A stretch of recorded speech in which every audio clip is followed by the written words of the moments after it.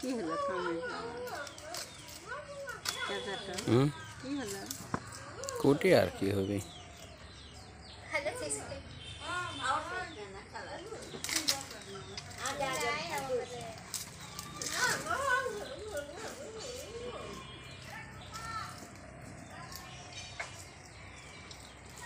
দেখ ধর আর খেল না একবার আপনার কুমড়া আছে খাবে খাবাসি দিচ্ছি কিনে না বলো কুমড়ো তরকারি আনতেছে তরকারি হয়নি কুমড়া খার মন জানে দেখি তো কুমড়ো তরকারি খাচ্ছি না আর আমি আনবে জানি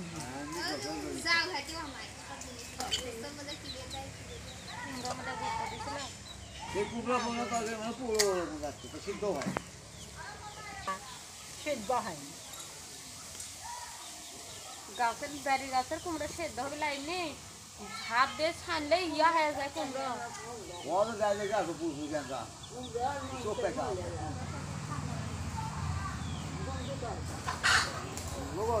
নুনটা করে কে ছানা লাগে নুনটা ছানে লওয়া লাগে নুন দা সাইনাটাকে ধুয়ে শিখবে তুলে মাখাও